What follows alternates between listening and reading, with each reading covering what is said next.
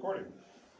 Okay, want to call to order the meeting of the Harwich Finance Committee of February 19th. And let everyone know that anyone who is considering recording this meeting should let me know before the meeting goes any further. No one is indicating that, so we will proceed. I want to get a roll call of the members that we have, either physically or virtually with us this evening. Let's start with virtually and see who's there on the screen. Start with Tina. Tina Gaines, present. Dana. Dana's here, aye. Mark Peterson. Mark Peterson here, aye. Scott Norum. Scott Norm, here. Do we have any other members on virtual? I can't see any. And here we have Mark Amirez, Peter Hughes, and myself, Robert McCready. The first order of business is approval of the minutes of February 12th, which were sent out. Can I get a motion to approve those minutes? So moved from Peter. I second. Second from Mark Amirez. Any discussion on those minutes? Then let's have a vote. Again, with all the people on virtual, I'm going to do this by roll call. Tina? Tina Gaines, aye. Dana? Dana, aye. Mark? Mark Peterson, aye. Scott?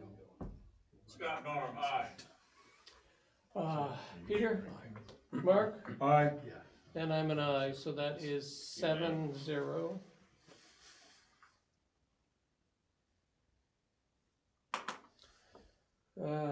Officially, let's see, do we have anybody who is on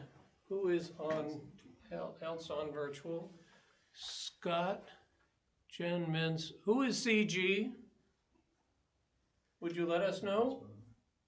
I want to know if there's any of the public on. Yep, Charles Gruska, 6 T-Berry Ave, Harwich. Oh, okay, there he is. Hi, Charles. Hi, Charles. How are you?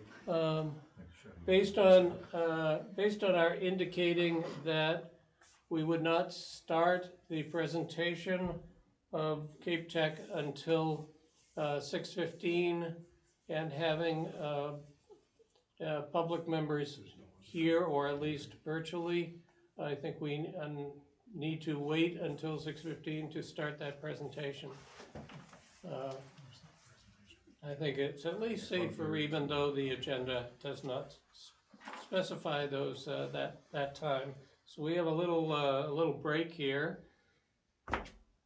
For if any members want to bring up any topic for simply discussion about it, anything that they would I see Scott's hand up. Again, I have 6:07, so we have a few minutes here. Yeah, we had a capital outlay committee meeting this morning at 9:30. We had a presentation about the form-based zoning proposal for $125,000 in the capital budget for 2027, and it was voted. It was 5-0. There were 4 or 5 members, but it was unanimous. $125,000 for fiscal 27. But at the same time, we had a discussion about the wisdom of also proceeding with the zoning map update of $100,000, which was approved previously but not unanimously by the Capital Outlay Committee. But it was agreed that that project could be deferred, I believe, to fiscal 28 in favor of proceeding with the the form-based zoning consultancy engagement in 27. So that was a switch in the capital plan that will be reflected in the next iteration. I'm sure it was too recent to be updated yet for the Finance Committee. A question on that for you, Scott. Was there conversation about how that item on form-based was determined to be a capital item at all? The question of whether that should be operating versus capital was not discussed. It was presented obviously within the context of the capital budget and approved by the committee. So I certainly understand that question. In terms of it being a long-term asset, that would be a question for our finance office as to whether that's appropriate and what period of amortization would be appropriate for a capital expenditure of that kind. Thank you But for no, the, that was not discussed, Bob. thank you for the information, appreciate it. We asked them if they identified a funding source. Did they identify a funding source, Scott? Yeah, just like the zoning map update, it would be funded with free cash. Yeah, we're working on trying to look at some old articles to close them out and be able to use that as a funding source as well for some of this. Because it was not initially Yeah. in the first capital plan distribution that included it. It was not, I don't think it was being funded with free cash. No, I don't want to overspeak because I was not part of that meeting today, but initially in conversations prior to that meeting, it was to close out some old articles and pay for it with that as a funding source. But you know, that's one of the challenges, Scott, with doing two jobs at the moment, is things could have changed today, but I'll find that out for sure. And that's a good question about the form-based code. I've met with Duncan, had long conversations with him about what he's looking to do there, but I understand that, you know, we're not buying anything other than a consultant's report at the end of the day. Yeah. So. And But then again, it's a one-time cost that, you know, is significant, so. yeah, and kind of a question is how you define it, how you define capital. Right. Is it dollars or is it? An asset. An amortizing, Yeah, an an asset. appreciating asset, right? Either way, we wouldn't build it into the budget, so it would just be a separate article outside of capital. Yeah. Yeah. There's a definition of what constitutes capital in the charter. I think it's also in the state finance committee handbook. Well, either way, whether it's through capital or through an article, it'll be in front of you guys for a vote at some Yeah. point. Yeah. So, Yep. yeah, for a recommendation. Yep. And I'll dig in on The capital outlay committee also voted in favor of the emergency dredging at Saquatucket Harbor. The funding also was not entirely clear this morning. I think it's $350,000. I believe half of it was clear, the other half is still in the works. So I'm a little hazy on what the funding source, that also is going to be coming to us in more detail. Yeah, and We did vote unanimously in favor of that emergency dredging project. I believe that funding source will probably be the same as the form-based code, with hopefully closing out these articles. We take some of it from the existing reserve fund of the finance committee as we get closer. Yeah, I mean, well, you guys have, how much is in the reserve fund? 125, 150, I forget. These are projects for next year, so I don't know. Jen and I can talk about that as well. And when you put the word emergency on it. Right, yeah. Maybe it's a reason to keep increasing what you're saying we should have as our reserve fund for. Correct, For yeah, next year. yeah, especially Make if it it's truly, 300,000. especially if it's truly an emergency, but I'll dig in on that with Jen, and by the time it gets presented to you guys, the funding sources will be clear. I believe they'll be clear by Monday night, because capital's coming to the select board meeting, and I think we'll have a clear answer by then. If not by Monday, it will be by next week, because we're gonna try to wrap up the capital plan pretty quickly, and all the funding sources will be identified. Just to indicate for the record that our incoming town administrator, Jay McGrail, has joined us at the table here. And, our finance director is out there. and our She's finance director is on virtual. I spoke with Jen earlier. I think she's just listening in, so I don't want to put her on It's the okay. spot on funding sources, but she wanted Yeah, to no, listen. just wanna recognize she's here. Yep, She is. Yeah. And we're preparing, like we had talked about last week, Yeah. we'll present the overall budget to you guys next week, next Thursday night. great. Is that gonna be here again, or? It'll be here again. Okay. That's Is this exactly our right. permanent home? Pardon? This is our permanent home, This is our semi-permanent home, right? and we've been kicked out of town hall? Well, except every other Thursday, every second Thursday. We're in Oh, town hall because of the Charter Commission, Oh. because they meet every Thursday. There was nobody there, well, they No. don't meet till 6:30, right? They meet at 6:30, Yeah, that's correct. why nobody is. That's there. why, alright. Um, We hung out in the parking lot. It wasn't a waste of time though, Peter. I know, yeah, no, we had a good discussion. Yeah, we so- did. I'm gonna declare it 6:15. Yeah, that's good. Mr. Sanborn, That would be me. would you like to join us? I would. Here's some handouts. I don't know what the people virtually have. They may have a little higher number than they're gonna be seeing from me this evening. It's not much lower, but We are Health being insurance. joined by Bob Sanborn, the Yeah, superintendent of Cape grab Cod one. Thank Technical, you. Regional Technical High School, to present to us the budget for Cape Tech.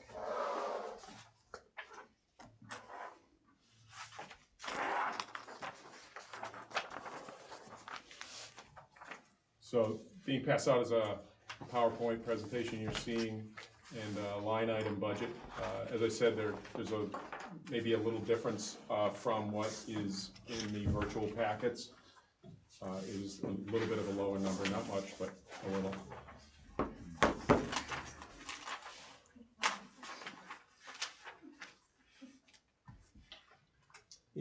And actually, again, for the record for our listeners, is the packet available on the town website? We can make it available, certainly. That would be great. Would you like me to start? Yes, Have you yes. presented to the select board already? I have not. Okay. Yep. I think I'm slated to do that next week, maybe. Okay. Yeah. Terrific, thank you. No problem. All set to go? The floor is yours. Floor is mine, okay. So first of all, this is the work, I'm presenting the work of our finance subcommittee, who's chaired by our chair of our school committee, Anthony Tullio, and Dr. Michaud and Mary Rose Grady, who sit on that finance committee. The work started back in April of last year, where Erin Orcutt, my business administrator, who I'm presenting mostly her work this evening, works with department heads and staff to get initial requests.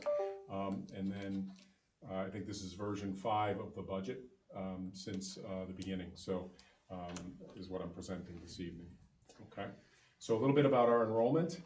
We are up 22 students from FY26 in the town of Harwich. However, we're down 10 students from last year. So that'll be a reason for the assessment that I present later.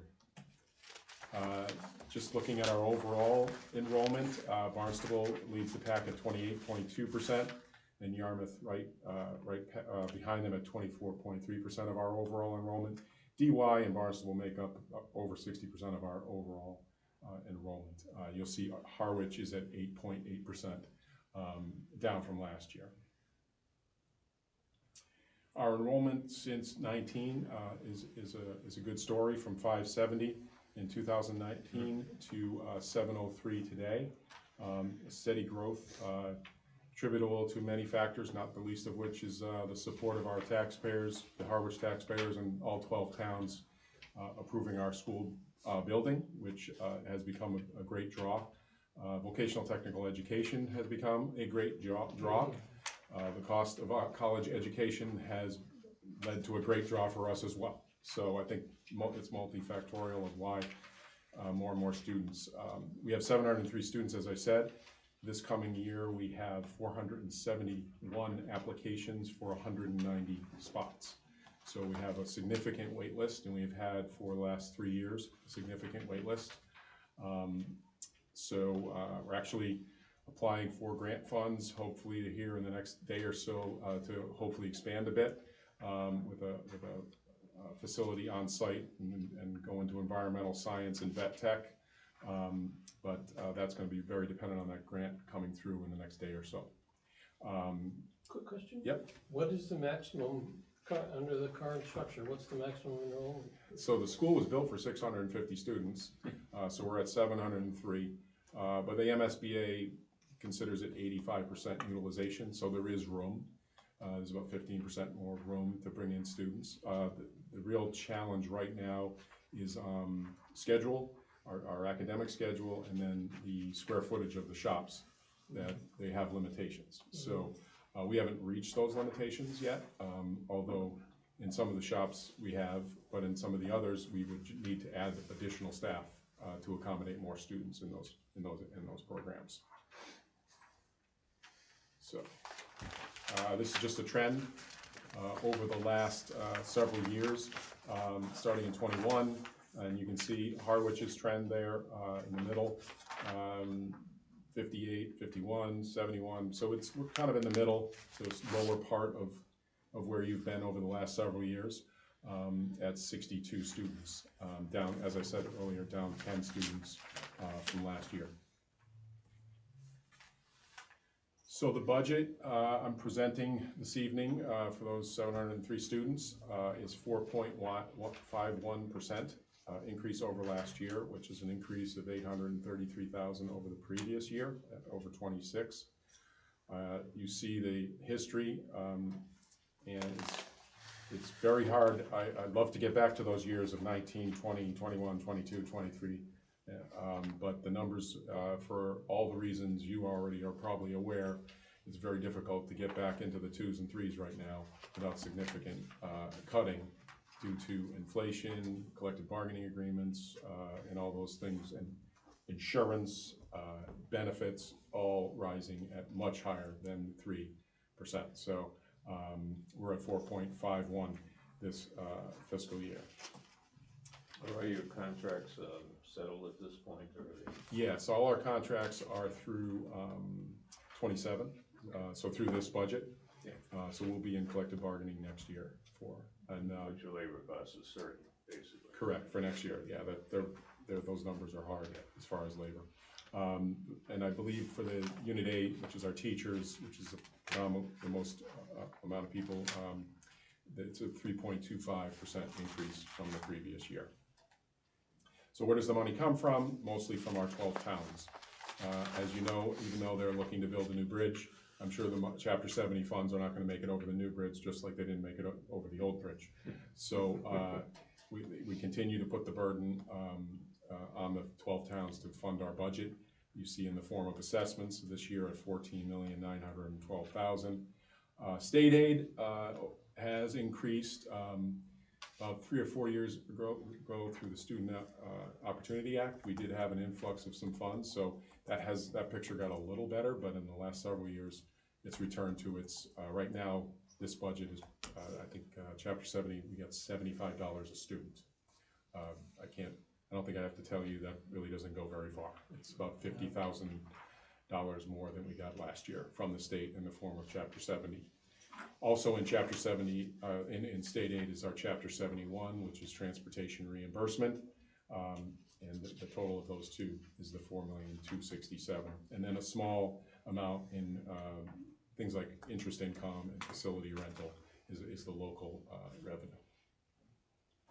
This is a look at the last several years, at the operating budget and those 3 categories for revenue that I just discussed.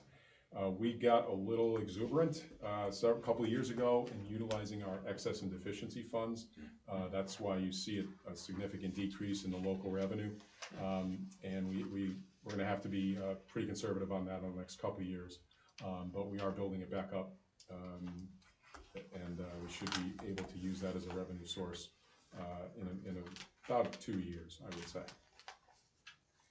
How does it work if if they end up funding 125 instead of 75 per student, like when the final budget gets done? So obviously you get the Chapter 70 money directly. Correct. Same as Monomoy, you guys get it directly. Mm-hmm. Does the assessment change, or does that just go to E&D? No, we work with the numbers that we have at the time. So the assessment's kind of set, and whatever ends up in the final budget, it just helps you at the end of the day. Correct. Yep. Correct. Actually, any overage from over the budget is Yeah. gonna go into excess and E&D. deficiency. Yeah, okay, Yeah. so it helps at the end of the day. It does, Yeah. yep. Hopefully they fund it at 125. Yeah. We could use a lot more than that, but. Yeah, right, but it's better than 75. Definitely, Yeah. definitely. Bob, just yes. real quickly, this is Tina Gaines, before you move on. Hi, With your Tina. E&D, where was that in the screen? I think I missed that. I was curious as to how much you're tapping into the E&D. In this, we are not tapping into it at all. So that screen, primarily in that local revenue column that you're looking at right there, that was primarily E&D over the last several years. That's not been true. It's not true in this budget. I don't believe it was true in 26 as well, because as I said, you can see those numbers before. We used a lot of E&D to defray the cost of assessments, but we've had to cut that back. Okay, thank you. Okay. And I'm not sure, maybe whether I heard Tina right. Do you know what your current balance is in your? Current balance is around $650,000. Thank you. And we're allowable to, because of our debt as well, we're allowed to have about 1.2 million. So we're significantly down from our highs. Okay. This is really just a graphical representation of the numbers I just showed you. Really, the budget goes up. You see state aid had a couple blips, but as static, and the assessments are the driver for revenue. So in this budget, looking at different categories for salaries, we're up. They're down as an overall percentage of the budget from 58.4% to 57.2%. And as you go through, benefits are now an increasing percentage of the overall budget. Materials and services continue to rise primarily due to inflation, service contracts, and then transportation is down. We have a 5-year contract with Cape Destinations Mercedes Cab Company. You're familiar with those, that group. We settled on a contract that was a 19% increase last year, but it'll be fixed for the next 4 budget cycles now. So that will, for a while, be very, very steady, if not be a portion of the budget going for the next couple of years, next 4 years. Utilities, pretty stable there, and we hope next year that we will have our PV solar canopy over our bus compound. That will help to defray the cost of electricity moving forward. So that's under construction right now. Okay, and really doesn't have anything to do with our electric costs, but our contract with Cape Destinations, they got 10 electric buses. So our fleet will be primarily electric after the PV solar canopy project is done, because it's displacing the buses from their chargers right now. So, so they do have backup diesel buses in the interim. Insurance, just a tiny bit up, and we've been to get through some of these last couple of years, we have not been spending on equipment and the building, primarily because it's a new building. We're not spending as much there, but those costs are starting to creep, and things that we need, things that we've defrayed spending on, we need to spend this year. So that's gone up a tiny bit as well. So and that accounts for the 19,000,003, up from the 18,467 last year. That's percentage of budget. And then these are really just a breakdown of more areas of the budget, not just salaries, but teacher salaries are broken out. Building leadership is broken out. There's one thing you'll see in this budget, which is true with Monomoy as well, is the amount of money we are spending on people who no longer have anything to do with the institution, other than being retirees. And this budget has about $1.7 million in it that for retirees insurance, OPEB, contributions to OPEB, and the Barnstable County assessment for fully funding that pension system. So I just say that because really that just goes places that have nothing to do with educating students. But since I'm going to be a retiree, in the near future, as I aspire to miss Dr. Carpenter's path, I would never cut that, so. But anyways, that's a breakdown. Insurances are, I should say, just pointing out some highlights, or this would be a low light, just continue general insurance. Forget health insurance, which looks like it's gonna be about 8%, but general insurance has been skyrocketing as well for property and liability. It's just, I think you all see it at your houses too. Yeah. This is just the same in numbers, a little clearer to read possibly than the pie chart. If I can go past that. And you can see in this next slide, cost category, where the big increases are, materials and services and the capital budget having the largest increases. But insurance at 7, utilities and heating at 5, almost 6.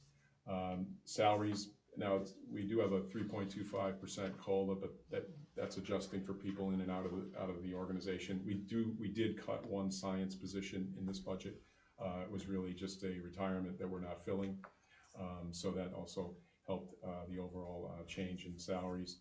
See benefits right around 8, as stated. That's primarily driven by healthcare. All that accounting for the 4.51% increase shown this evening. Allocation of resources, this is just looking at 27 to 26 and the changes in percentage of budget. And you see that salaries and benefits, that's driven by benefits, become a larger percentage of the budget. Materials and services, overall, a little bit less. And then capital, a little bit less as an overall percentage.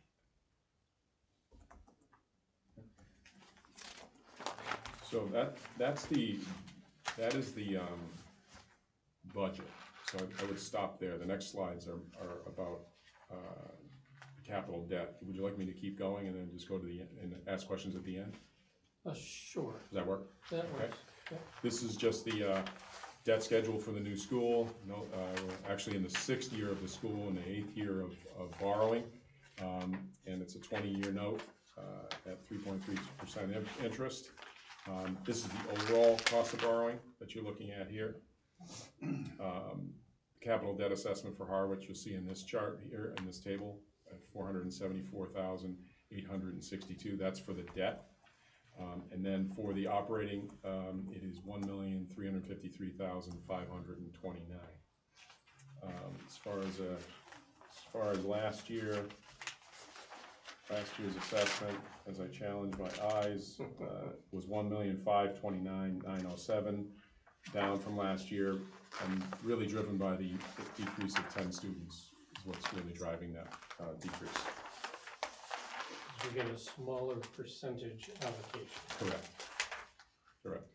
And debt is assessed at by population as well, enrollment as well. Same thing. Yeah, a little more complicated of chapter 70 because there's some ins and outs with different towns and stuff like that. But primarily, so it's driven by the 10 student decrease. Yeah. And then this is just total assessment for the town, all 12 towns, but for your town, $1,828,391, which is the debt and operating together. And then OPEB, we're contributing $225,000. Our finance subcommittee, in I want to say around 2015, when we went into the Plymouth County OPEB Trust, came up with a 28-year plan to try to fully fund the cost of retirees' health insurance. We've bid into it by 17%, as this slide shows, although we have backed off our aggressiveness in the last couple of years to get through tough budget times, because right now we should be at $300,000 in the plan we were putting into place. The good thing is the returns in the OPEB trust have allowed us to cut it back and not really lose ground. I'm glad we're not getting a 15% increase in health insurance, because I think we would lose ground in this year if it was a 15% increase. But we want to return to $300,000. And part of that plan is when Barnstable County, this is like 2038 I'm talking about, but when Barnstable County is fully funded, because we pay that Barnstable County assessment every year for the pension system, once that's fully funded, we would move that money over, whatever that number is at that time, which I think in this budget's in the 600,000 range, to OPEB to accelerate trying to fully fund that liability. So we're ahead of our schedule by a bit, mostly always all completely based on OPEB trust earnings over the last several years. Okay, I think that's the last slide, except thank you. Thank you. I have one question, if Yes. I may. Yes. Oh, sorry. Go, Scott. Thank you. What else is in flux for the 27 budget, or has the dust pretty much settled as of this point? For Cape Cod Tech, I would say we're settled. The state is a little unsettled. We talked about $75 a kid versus $125 a kid. That's still in, you know, we have the governor's budget, then we're gonna have the House, then we're gonna have the Senate and Conference Committee and that stuff. But that's not gonna change. I don't think that's gonna change appreciably in that time. And as was said, we're using the conservative number of 75. So if it goes up a little bit or down a little bit, I don't think it'll have a big impact on this overall budget. Okay, thank you. You're welcome. I should wait for a question, but I do have one other thing I wanted to talk about. Other questions from our virtual, or actually from anybody that is on the screen virtually?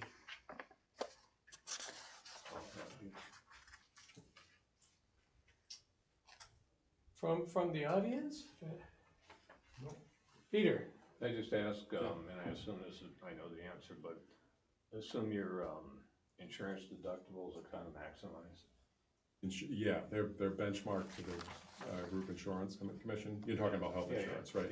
Yeah, and we're a 65-35 split district to employee. But the same as property and liability and that type of thing. Yep. Every homeowner's doing the same thing. Well, they did a lot with wind this year that we actually had to get deductible insurance because the deductible was so high that it was like $4 million we would be obligated, so we had to get deductible buy-down insurance, which I got introduced to for the first time. Are you guys with Maya or? No, we're with it's a company out of Worcester. Philadelphia Insurance is the provider. Marshall McLennan, sorry. Marshall McLennan. The additional packet, is it the same information that? Oh, yeah, so what you have in the packet is the PowerPoint I presented, but you also have the line item budget there. Okay, same numbers though? Same numbers, yeah. Okay, thank you. You're welcome. And the line item budget was included in? Yes, yeah. Sent to Tina? Yes, but I would go with that version because it's a little lower because of health insurance came down. It's been redone for the 8%? Correct. Was it 8% even, or? Yeah, correct. The other thing. And that's also been included in this? Yes, that's the 19.3 million. If you have a number overall that's higher than 19.3 million, you can throw that one out. 19.3. That was our not to exceed budget until the municipal health group voted. Okay. And just, this is Tina, just for everybody on FinCom, I sent everybody the updated slides, the updated budget line item. Jill sent it to us this afternoon, Bob, or sent it to me. Oh, great. So everybody, this afternoon, whatever time it was, those slides are the most current. Thank you, So Tina. that was this afternoon. And just a quick question, Bob, if you don't mind, I was curious, I'm trying to hop back over here. So, just a question of curiosity. So when you break out building leadership, you've got teacher salaries, building leadership, and administration. So what's the difference between administration and building leadership? So administration is, you're looking at one of them, that's our business manager, it's myself, it's our, the accounts payable person, the accounts receivable person, my secretary, that's that area. It's kind of like what we would consider district in a comprehensive district. And then building leadership is our other 5 administrators primarily, our SPED director, our principal, assistant principal, technical studies director, and is that 5? One more. Who am I forgetting? I think that's it. Is that 5? I think I did 5. I think so. That's So building, I lost count. that's building leadership. Okay, thank you for that. We have 7 administrators in total, including myself. Okay, thank you. What I wanted to mention, if Yes. we're going into a new regime of admissions, you may have heard about the lottery. I am. So Yeah. So we're having a lottery, it's February 27th at 9 o'clock in the morning. And it's basically, we have 471 students for 190 spots, and we're gonna press a button on our student information system, and it's gonna give numbers to every student. But then we also have apportionment. Our school committee voted on having apportionment for each town, so that no small town doesn't have any kids in the case of a lottery. Yeah.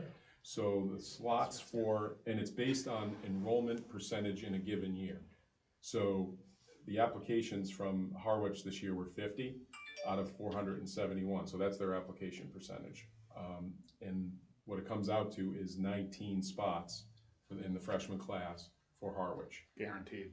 Guaranteed. So you can be number 190 and not get into our school. Yeah. Because you're in a particular town. So it's almost like we do the draw, but then they get parsed into 12 separate towns that have an apportionment, totaling 190. So, not that you need to remember that, but if you're around town, you might hear parents that say, well, my kid didn't get in at 190. That's the reason. It's almost 12 different lotteries. So I was gonna say, do you then do sub-lotteries? No, Take the 50 we're gonna- students and We're gonna do it live. We're gonna live stream it, and basically it's a exercise on a spreadsheet where those kids are then the kids are all put into their respective towns, and there'll be the students that up to the apportionment number that are accepted, and then there'll be a wait list for Barnstable, for Chatham, for Harwich, and all 12 towns. Is that new across the Commonwealth this year? Completely. Because Bristol Plymouth is doing that Correct. this year as well. Yeah. It's caused a lot of drama. Yes, my colleagues who've had the lottery, they said it was pretty dramatic. Yeah. Yeah, so that'll be our first time through, so. So it's really not, that I think about based on merit or Right. how you do in school, it's just you applied, so we're taking it as a lottery. It's, right, this year it's a weighted lottery, but the standards are those are state standards, not our standards. Those were thrown out the window, did I say that out loud?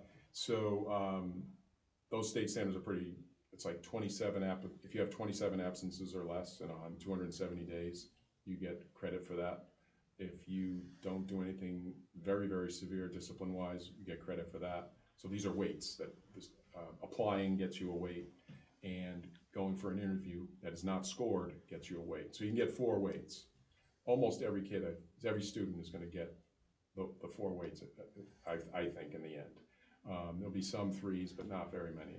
And we may, after doing this 1 year, say this isn't even worth having weights, but that's a discussion for next year. So and then the you have a button little gets bit of pushed. discretion at the local level as to how you handle the details. Not too much discretion, no. The apportionment was, our school committee voted upon, Yeah. so yeah, there was some discretion there. But other than that, no. Okay. No. So that process is very new to us, so we'll Do see how it you goes. know if that's what other, Vocational technical schools. yeah, but, Yeah, they vocational all have to do it.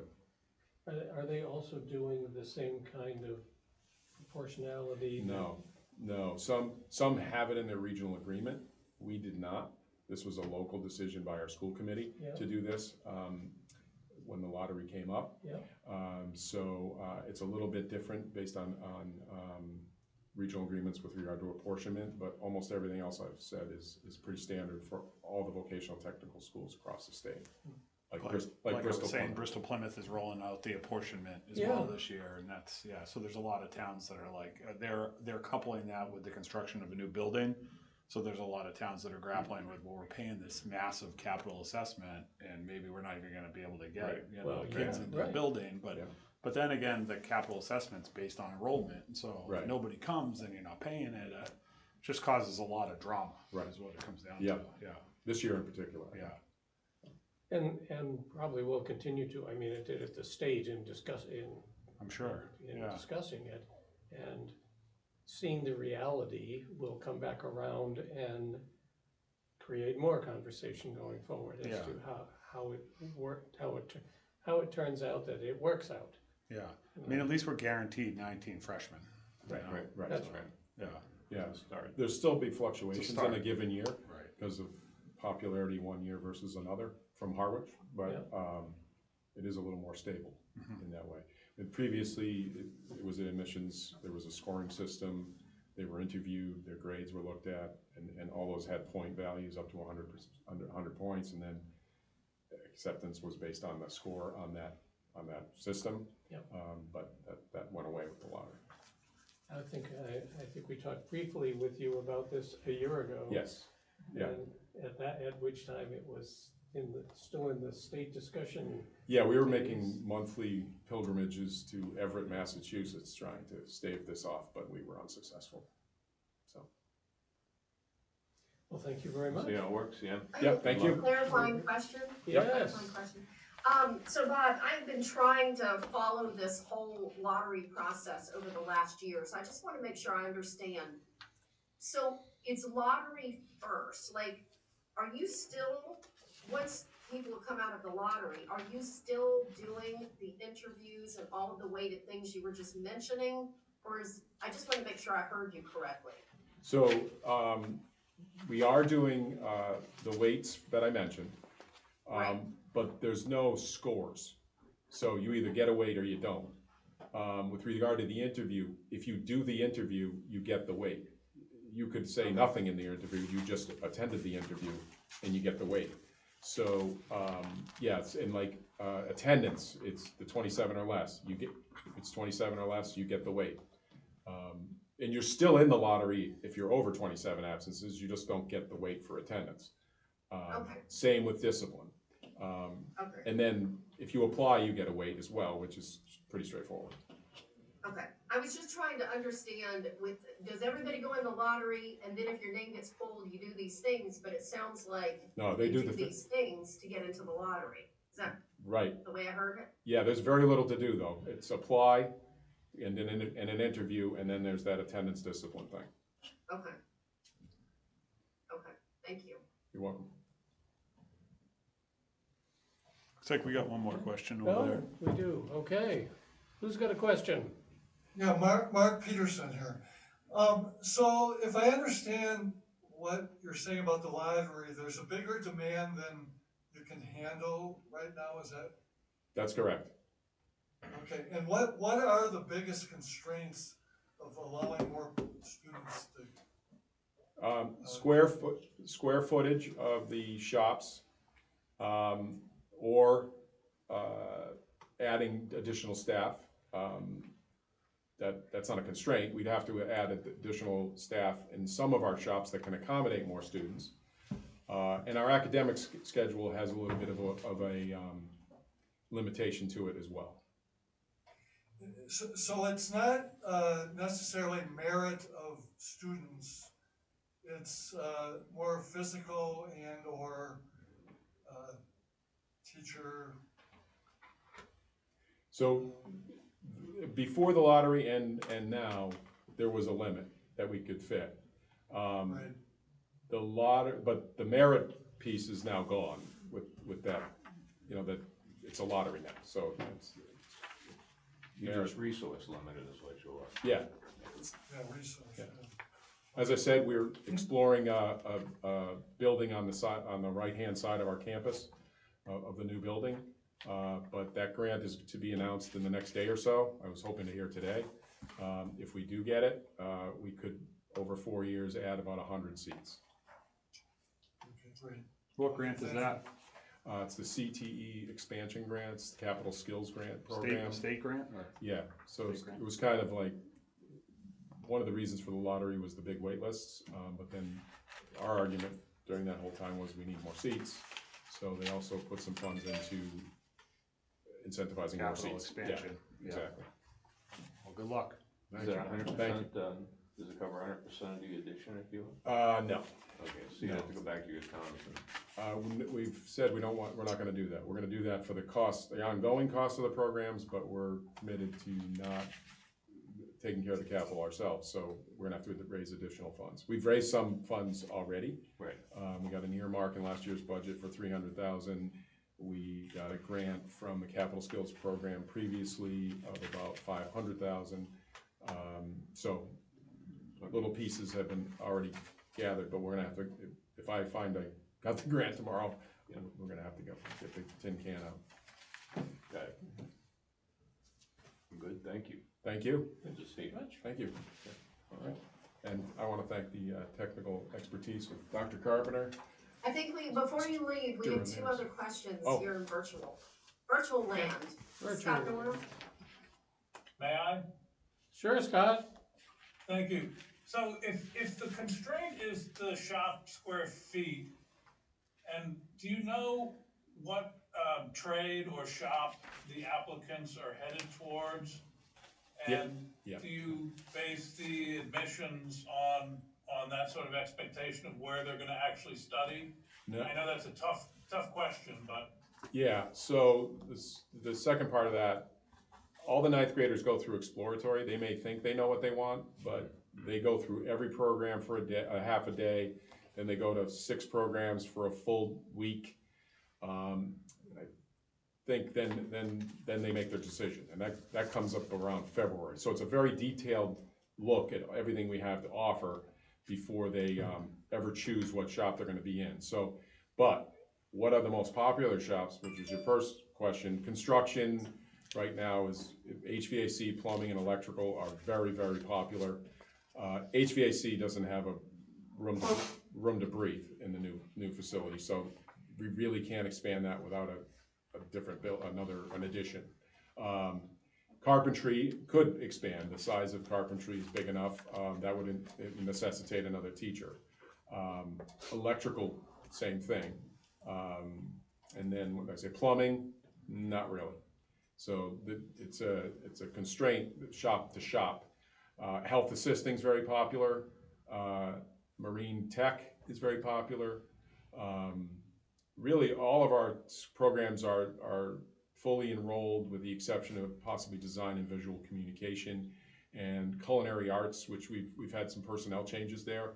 We're going in the right direction now, so I see that changing, but that doesn't usually correct itself in a year or two.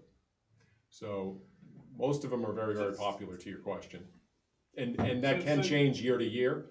Although HVAC, the construction, electrical, plumbing, and HVAC is very, very consistent, followed by marine.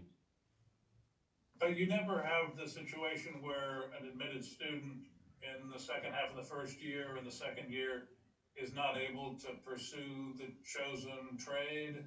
Yes. Because of those constraints? We do have that situation, because when they're going through that exploratory process, they're being graded. So don't tell the Department of Ed, but there is a merit system for what shop you get into. So, I mean, they know that, but don't remind them. Yeah, some kids get their second, third. I think 88% of our students got their first or second choice.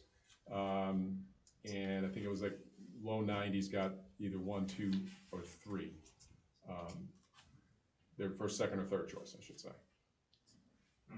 And some students will try and change mid-path too. Yeah, and that's very difficult now. Yeah. The other thing is in 10th and 11th grade, if a student leaves because they didn't like the third choice or the second choice that they got into, and they go back to their sending district, placing 10th and 11th grade is much more difficult because there's not a lot of slots, because there's wait lists, keep in mind too. That's very typical for Yeah. vocation, the way you're explaining. That's Yes. not unique to No. K-Tech. Yeah. Correct. Anybody else out there? Yeah, I've got just a couple things before you leave, Bob. Sure. So I was looking at the shops, and first of all, you have a beautiful school. It Thank is you. so beautiful. And I was looking at all the shops. Now, I know at one point you had an early childhood program. I think that's been gone for a few years. Is that ever coming back?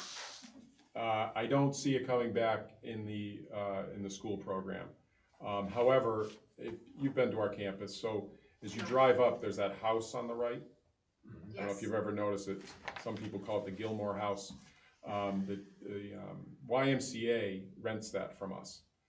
They've been renting it for several years, but they're now retrofitting it, and hopefully we'll be providing childcare in there in the near future. You know, that might be an opportunity for some students that are in childcare programs in other districts to maybe internship. But when we moved over to the new school, it was kind of a different era, if you remember. You know, considering it in 15, 16, 17, demographics were not looking great. I think I showed you we were at 570. Trying to negotiate with MSBA, we wanted to go to 700. We settled on 650 for the new building. That now is a mistake. I don't think it was a mistake when the decisions were being made, but in retrospect, it is a mistake. But you know, demographics did not speak to building a bigger school than we already had. So, yeah. And moving into that program, we did get discontinued two programs. We had a whole process through our. We had a subcommittee dedicated, an ad hoc subcommittee dedicated to looking at all 17 programs at that time. And welding and early childhood did not make it into the new building for that reason. For a variety of, we looked at everything from student choice, whether they were interested in the program, and state, local, and national workforce demand, co-op placements. If you're familiar with our co-op program, 11th and 12th graders can go out while they're in shop and earn a living, earn a wage while in high school, which is kind of attractive to some teenagers. Yeah, so welding and childcare didn't make it into the new building. We have 15 programs right now. We're looking to go back to 17 if we get that grant I discussed earlier, but that will be environmental technology and veterinary if we get it. Okay. Well, I'm sorry to hear all that, but thank you for that information. The other thing I wanted to share is I know the community college is doing a series of conversations around the blue economy, and they've been talking a lot about the tech schools and some of the students coming out of the tech schools going right into jobs. So I was very happy to hear about that, and looking at some of your shops. From what I can tell, it looks like you're doing a really good job getting some of these students ready to just hit the ground running with careers right the minute they graduate. So that was music to my ears. Well, thank you. We had the Blue Economy Conference at our school last year too, through the Chamber of Commerce. So we're tightly aligned with them. Good. Thank you. Thank you. Okay, we'll try once again. Are any more questions that have come up? Seeing none, I'll let Mr. Sanborn off the hook. Well, can I just welcome Robin? You can. And Jay. Thank you. Good to see you today. Yeah, looking forward to working with you. Congratulations to both of you. Thank you. Thank you. Great job. Looking forward to it. I'd love All a right. tour. See you. I've never been in the school, so. Oh, come on over. Yeah, we'll time to make it Friday. Yeah, sounds good. All right, thank you. We're close, so we can see it in 4 minutes. We can start. Do we time schedule for this as well? Well, we decided, or at least I decided that even though the agenda did not time things, that Tina did announce them at our last meeting. Oh, okay. That she had scheduled the tech school for 6:15 and Monomoy for 7 o'clock. So just in case, I thought it best to follow that. Do you hold them all the copies, or are these extras? These are extras and I just gave. Yep. Okay, good. Mark needs one. Mark needs one, yep. And I have mine. Where's Michael? Someplace warmer? Yes. Michael is currently on a plane flying across the Atlantic heading back. Oh, okay. So I'm going to welcome our current and future, I guess, Monomoy System Superintendent Scott Carpenter and Robin Millen to tell us about the budget, the current, hopefully current, but not necessarily final, who knows, budget for Bottom School All System. right, let me see if I can apparently, it doesn't look like I'm sharing yet, so. See, that's why we should have kept Bob Sanmore in here. He seemed to have it down cold. Or Mark seemed to have a good handle on it. Where did he go? Where did he go? Oh, there we go. You got it? Yep. Hey, Yep. we got it. You're in. Are we ready? I believe we're ready. Okay, so, first of all, thank you for having me, and, as I said, Michael McMillan, our business manager, was taking advantage of the school vacation week to go visit family, back in Scotland, and is flying back now, and tongue in cheek, I was like, wait, can't you, on the plane, just, go zoom in, but, we'll spare him from that, and if for whatever reason you have a question that I can't answer today, Michael, I believe, will be back in the office tomorrow, and we'll get you that information, before the weekend. He might have thought that was the best way to I spend an actually, hour of a yeah, 5 hour. I actually think, given that this is my last year as superintendent at Monomoy, I think Michael's just trying to make sure that I'm, working hard to the end. And I actually can, and I can't be more pleased to have Dr. Millen here with me and to be stepping in as superintendent. I know that the district has come along a long way since the 13 years. I feel like it's like back in my first days with Peter and Ed in the room, because they were on the select board. Back when I first started, and it's just same faces, different roles. So one of the things that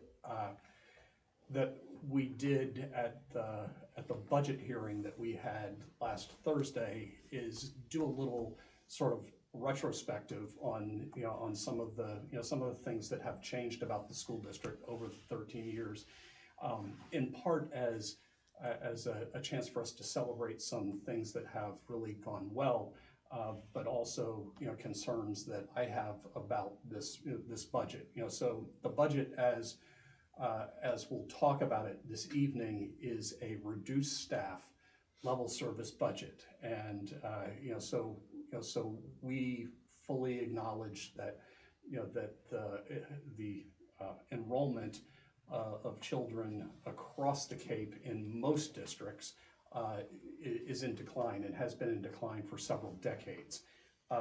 So we have built into this budget a number of enrollment-based staff reductions, but still could have the same programs that are happening this year going next year. That being said, when we jump to the punchline, the percent increase for this, that is behind this budget, I know is something that would push Harwich into a challenging fiscal situation. And I think we just want to go into this sort of eyes wide open, sort of what's at stake, for the school district, and also how that potentially impacts the town in future budgets as well. So, so to get into that, back in 2013, when I was putting together our first budget as a school district, and when I was going before, I believe you were chair back then. Probably. And, in that first budget presentation that I was doing back in 2013, I was really emphasizing where I saw us going as we were fully regionalizing, and there were, on my end, there was sort of a 3-point mantra. It's like we were going to make sure that we improved the academic program at the high school, and not at the high school, across the schools, that we expanded the opportunities for students, and then I knew full well that that part of my charge was to do this at a lower cost for our two towns than if they were trying to do that for their schools without a partner. And over my first year, when I was going around and meeting with different different constituencies at, at the old Harwich Middle School, at the elementary schools, and, both the high schools in each town.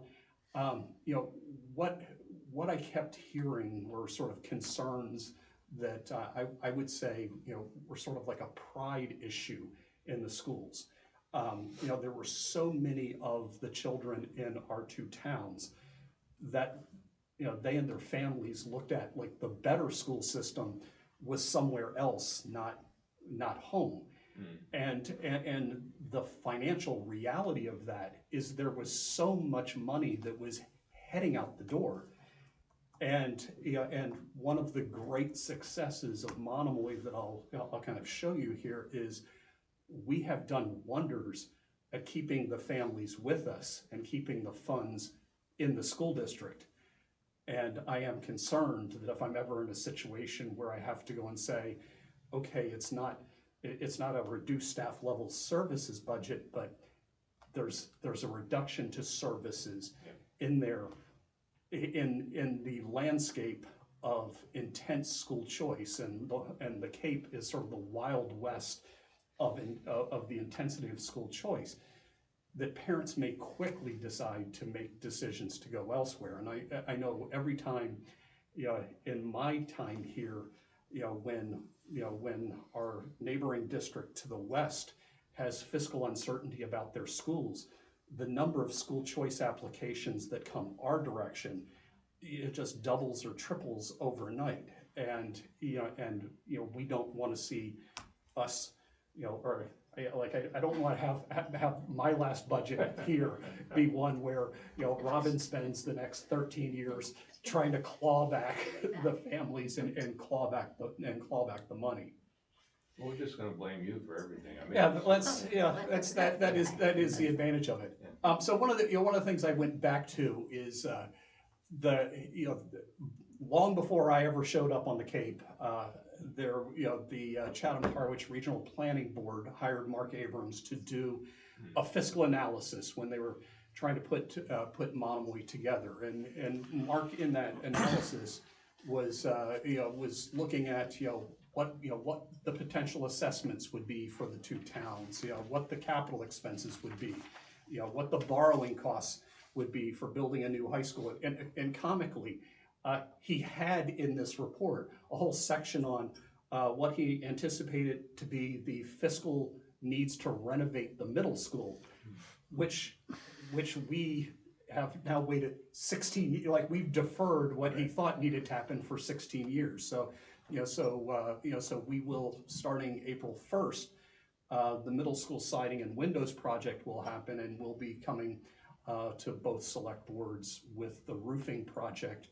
that we'll be putting out to the voters at annual town meeting this year, and very timely, just before we broke for February vacation. I mean, for the February vacation, you can imagine with all of the snow that's sitting on parts of the flat roof, and all of that rain or all that melting, the water was finding the spots where it was emphasizing the need for a new roof. So we have some funny little videos that teachers were showing us on. It's like, okay, we got the bucket under, so we've got some great facilities. We've got a great school system, but it also, you also have to go and invest in them. One of the important slides on that in that report from Mark Abrams was on page 15 of it, and there were two things to kind of point out here. As regionalization was being contemplated, the foundation enrollment split between the two towns was a 72-28% split. The other thing that was sort of lost in time here is that, and I kind of have it circled in a little yellow box there at the bottom, was that there were almost 100 more kids from Harwich that were school choicing to Chatham than going from Chatham. There were very few kids that were going from Chatham to the Harwich Public Schools at the time. And I'll kind of swing back to where that presented some challenges. So so just in terms of that 28-72% split, this is really what I see as, I few select board meetings ago when I was there, I know there were members of the finance committee that were presenting sort of a why. For me, I think a why is when that enrollment, that foundation enrollment ratio shifts. I think that's what I would say is a why for a conversation, and I think that's I think the reason for that shift. At the end of the day, it's all about affordable housing and the challenges with housing here on the Cape for young families. And I do think it merits a conversation as it shifts. That foundation enrollment percent plays into the assessment in two huge places.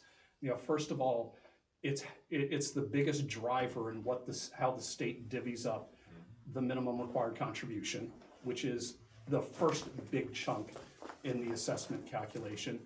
And then what's left after that minimum required contribution is then largely divvied up according to the regional agreement by that foundation enrollment. So again, I think that's something to have conversations about, and I just want to put that out there.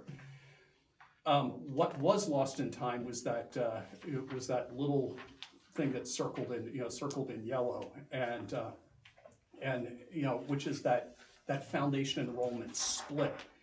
The difference between the students from Harwich going to Chatham back before regionalization and vice versa. So, and unfortunately, when looking at the Abrams report, this was like the one spot and it was a really well done report, with the exception of when he was calculating what would the future assessments look like. It never was kind of contemplated what would happen if all of a sudden overnight Harwich was responsible for educating all of their students at the full per pupil instead of for $5,000 a piece, which is how school choice operates. So essentially during that period of time, Chatham was paying $17,000 a child to educate them prior to regionalization, and Harwich was reimbursing Chatham for $5,000, right. and there was there were almost 100 kids being subsidized, we could say, by Chatham at $12,000 a piece, and and it added up to a fairly large amount of money. So in the early days, I'd be going to the Harwich Select Board meeting, and Peter'd be going, "Hey Scott, I thought there was going to be $3 million worth of savings," and I had to be the bearer of bad news in that first year and say, "Well, there's savings, but and I know you were kind of expecting roughly 78% of it based on enrollment, but here's this thing that never got contemplated. What happens overnight if all of a sudden all of the Harwich kids were back in their hometown schools, which is really what happened." And I would say what we wanted to is make sure they stayed in their hometown schools. So when you started, when the FinCom did the presentation and talked about their why, the graph that you started off with is the graph that I projected there that has the education cost increases from 2008 to 2023, and looking at Barnstable, Bourne, Falmouth, Mashpee, and Sandwich, and taking that 5-town average, and then looking at Harwich's increases and Chatham's increases. And I fully get that one could look at this and say, boy, Chatham has benefited so much, why isn't Harwich roughly a 16% increase? But I would actually say if you kind of look at the graph, no matter, one way to look at it is a success story, that Harwich's spending is less than that 5-town average. My way of spinning this is it's a graph that talks about the success of regionalization. I decided to go one step forward in the next graph which is to actually do that same thing, but look at every town from Plymouth to Provincetown and put them all on the graph. And, so the yellow bar is that 5-town average, which is that education costs went up by 92.7%. The orange bar is the Plymouth to Provincetown average, where education costs went up by 91.6%. And then the teal bar is the state average, and then you have the Harwich. The Harwich average on that graph is just slightly better than the state average, and the Chatham bar is slightly less, slightly less than Chatham's. And this was sort of a different way. I think when the folks created that first graph, they were sort of looking at per pupil costs for the other towns and looking at assessment increases or trying to back into assessment increases. I just went and just pulled the per pupil expenses and was just trying to do an apples to apples comparison, knowing that if I were to say this in Chatham, some in Chatham would say, well, hold on a second, remember how many kids we were educating at $17,000 a piece and only getting 5? So that next slide is really looking at what happens if you were to financially account for what was happening in Harwich prior to assessment, or prior to regionalization, and how that has changed. So Harwich's spending would have actually increased at a slower pace than Chatham's if you were to look at it. And again, we can't go back in history. It's like prior to regionalization was prior to regionalization. But one thing, just stepping back to the prior slide, one thing to point out is that every town that engaged in some sort of regional school district actually had savings compared to those that didn't. So the Nauset and DY, if you look at Nauset and DY and Monomoy, their percent increases over that 2008 to 2023 were significantly less than the towns that didn't go and regionalize. So again, regionalization has helped. It's helped control the spending. One of the other big success stories is really when you look at the students that we've been able to keep. So this is a slide here, slide 10, talks about retaining students that instead of seeing them head off to charter schools.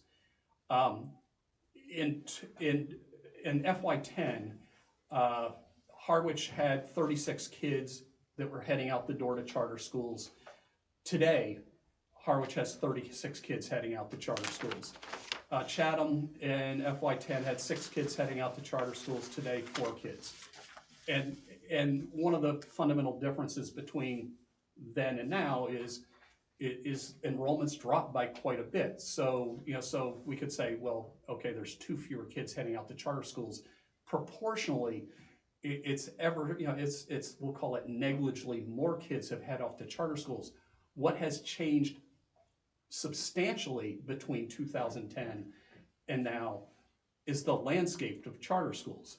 So Sturgis in that time has doubled its enrollment from 425 to 850, and Lighthouse Charter School moved from Orleans to East Harwich. And despite the fact that we have a charter school in our town and Sturgis has doubled its enrollment and the overall number of charter seats has increased by 63%, we really haven't seen the needle move on kids leaving for charter school. And when kids leave for charter school, they take with them the full per pupil. That's the expense. That's the really expensive loss. And the reason that they're not heading off to charter school is that the families have seen Monomoy as the place to be, as opposed to seeing their kids head off to charter schools. If you look at the financial impact of that, Dennis Yarmouth currently loses about 136 kids a year to charter schools. Nauset, 121 kids to charter schools. Monomoy loses 39. And so the financial loss for Dennis Yarmouth, $3.2 million. Financial loss to Nauset, $3.5 million. To Monomoy, $1.1 million. And again, that's a success story that we're able to keep the kids here and we're able to keep the funding here for our schools. And again, another testament to that changing the dynamic on pride in our town schools. It's a good story, but. Yeah, that's a really good, I mean, I live in it's a good Sandwich, story. and we've hemorrhaged kids to Sturgis. Hemorrhaged kids to Sturgis. Well, Your cost has gone nuts. Yeah. I think it's slightly changed, but The last couple of years, but still the a numbers. couple years ago, there were more kids from Sandwich that went to Lighthouse charter schools than from Harwich and Chatham combined. Yeah, I mean, the fact that these numbers have stayed flat is a huge success story. If we look at school choice out, in 2010, Harwich had 254 students heading school choice out to other school districts. Today, 59. Now, mind you, in 2010, about 100 plus of them were heading out to Chatham. Chatham had 76 students back then. Roughly a dozen or so heading to Harwich. Today, there's only a dozen kids heading off to other school districts. So we've seen that drop from 16% of the kids looking elsewhere to other school districts to 4% of the students. And the next slide just kind of quantifies that. That's a savings of then versus now of roughly $1.3 million. And even if you take off the kids that were flowing between our two towns, it's still roughly $700,000-800,000 is staying here locally by keeping kids and families here with us. Where do most of the 71 kids go on school choice? So a disproportionate number of them go to Nauset, and a lot of it is deals with sports. Yeah, it's I don't understand it. I mean, we have kids from Sandwich that go to Nauset. Yeah, I don't know, it's crazy. Yeah, and we operate school choice very differently than Nauset. So just to at least kind of bring you up to speed on this. And we'll see how Robin manages it, but ever since I came here, I've managed it on what I call a free seat model. Starting in kindergarten, if we have 2 free seats in a classroom, I look at it that we have a choice. We can let those seats accumulate dust, or we could go and bring in $10,000 for those two seats. What doesn't financially work is if you're bringing in so many students that you fill classrooms worth of school choice kids, and so as I said, when there's financial uncertainty next door to our west, and we'll get 50 applicants for school choice and sit there and say, okay, well, I don't want to add, even though I have space at both Harwich Elementary and Chatham Elementary to add a section of kindergarten at $5,000 a child, Worth it. It's a financial loss. Yeah. So we manage it very differently. At Nauset, the system is built on bringing in, like they built a new high school based on that they're going to bring in the students, and they send buses down. Yeah, to exit 6. There's a down bus at exit 6. To pick the kids up. 2 buses? 2 buses at exit 6? But you end up with with a per pupil expenditure that is significantly higher than ours, because you're having to subsidize the cost of all of that. Right. And again, so the choice that I've made is to live within our means when it comes to students, but to manage it based on a free seat model, which is sort of how we operated, when I was in the suburbs, we had students come in from Boston through the METCO program, and it was, it was based on a free seat model, not just filling up, classrooms.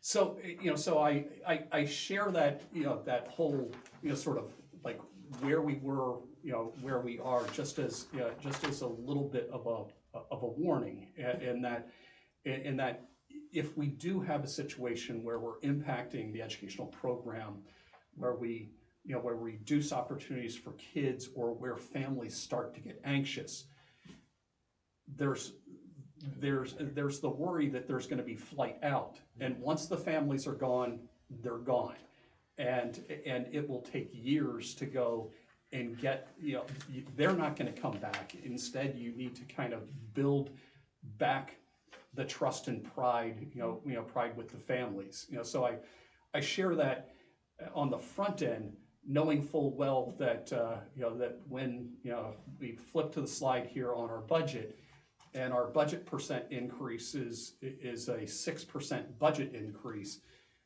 that is larger than what at least Tony's Tony's presentation to you for a town budget increase. And I also, sort of jumping to a bit of a punchline here,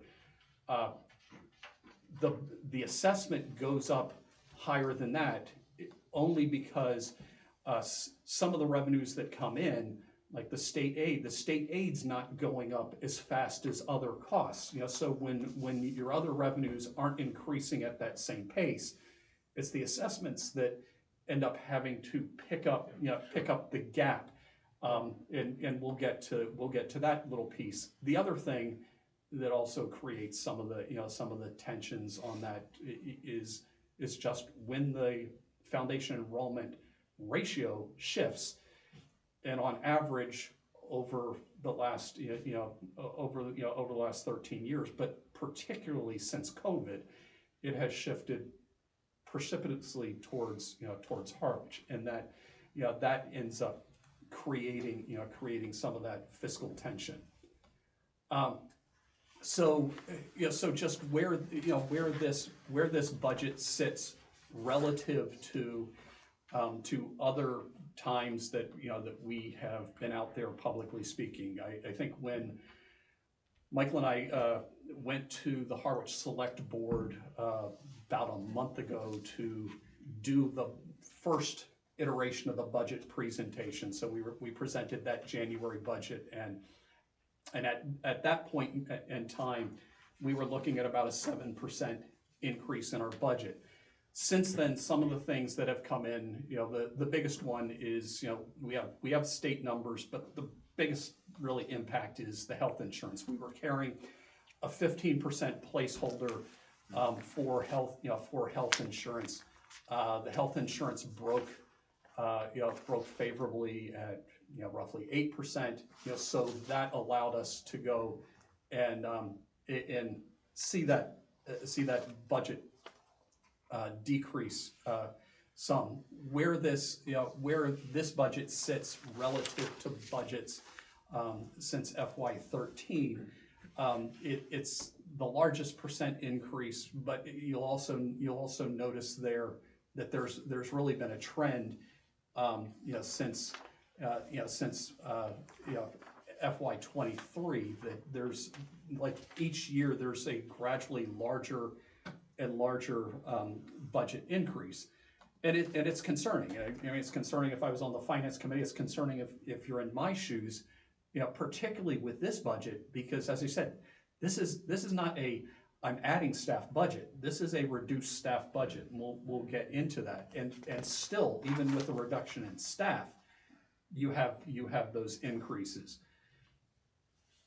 So what are those things that are driving the budget increase?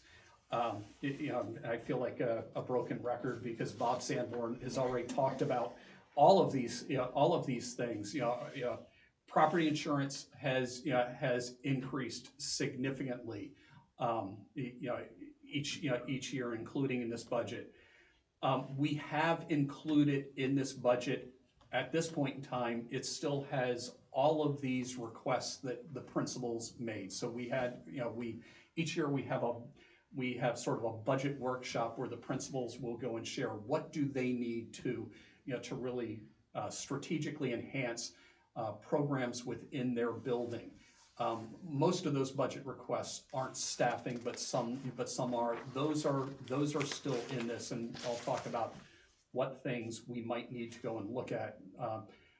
We have just staffing increases, just the contractual staffing increases. All of our contracts are negotiated for this next year, so those are all known costs.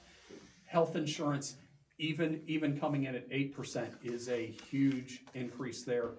The cost of utilities, and one of the last things Michael told me before he headed out the door for his vacation was, I'm a little worried that I'm not carrying a high enough number for for the utility expenses. It's just like it continues to increase faster than we like or need. We also have the borrowing costs for the middle school, for the middle school project. So they were, we know that the town meeting and both towns went and supported doing the middle school siding and windows project, but the initial borrowing costs of that comes online, and again those costs will go up next year, over I would say the next 2 years, as the full borrowing for the siding project comes in, and the initial costs of the borrowing for the roof project, knock on wood, that it goes through this year, and then ultimately we will work with lenders to go package those two and get the best rate that we can for the two towns, and spread it out over an appropriate amount of time So period. Scott, this health insurance number is reflective of the 15% increase you anticipate. So this, I think this is the.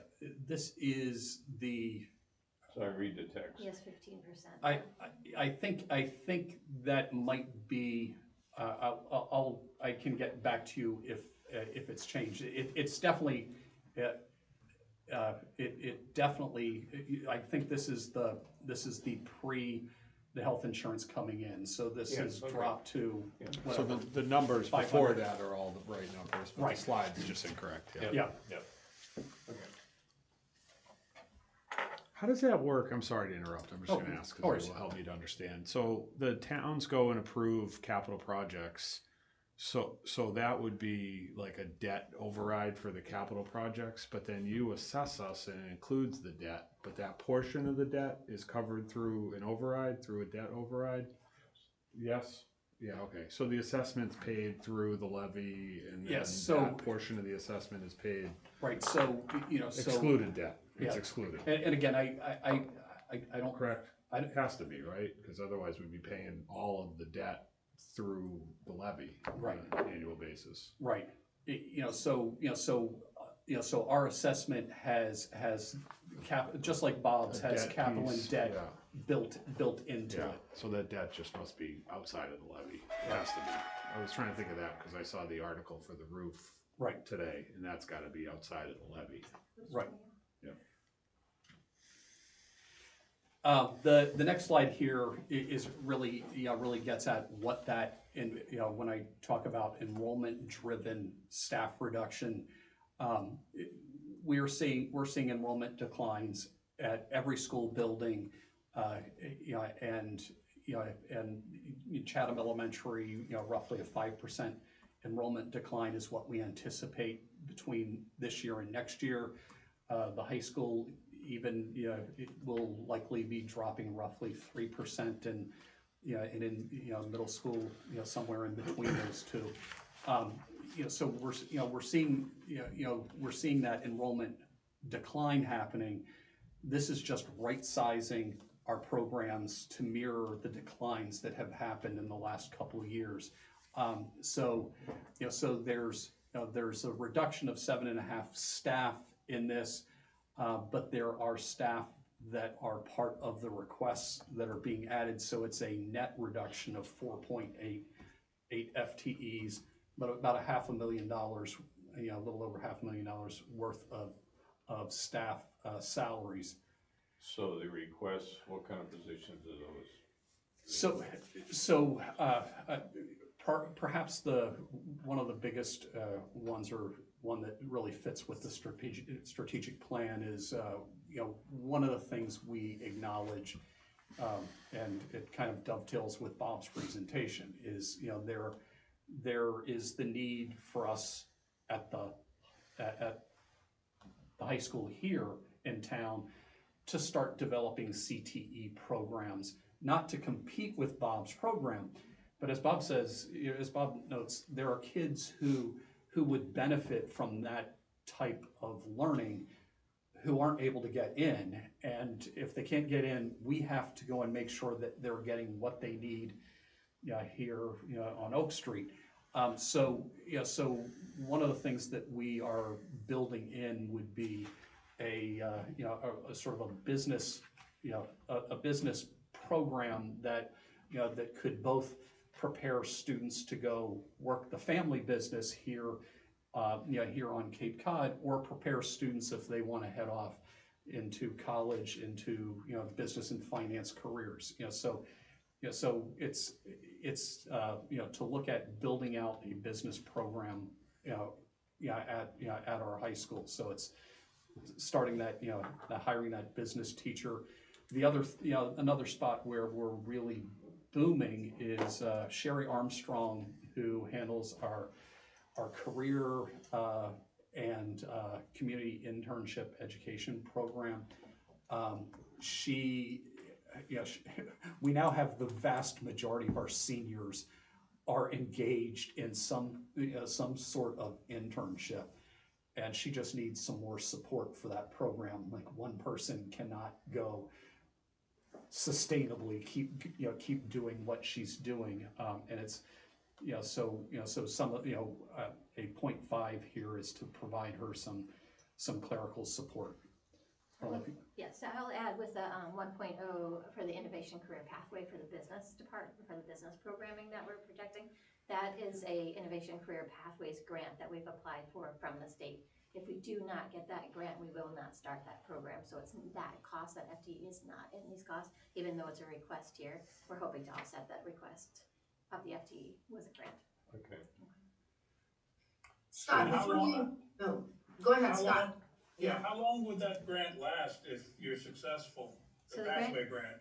Right, so we have a planning grant this year, which is about $15,000 to do the planning for that. Then there's a continuation grant for about $150,000 for the second year, and then a continuation of about $75,000 the third year, on the anticipation that the school district would absorb the funds from that includes hiring an additional staff member, correct? So it can be used for salary. It can also be used for additional planning, resources, curriculum writing. It can also be used potentially to offset the clerical expense because it requires a certain amount of hours of community internship to graduate with a distinction in this pathway.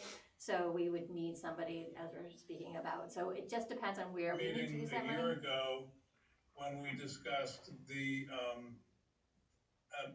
Recovery Act, the COVID funding that resulted in the addition of, I think, 6 or 7 positions that were temporarily funded during COVID, maybe a little bit afterwards, that I think remain in one form or another in the roster.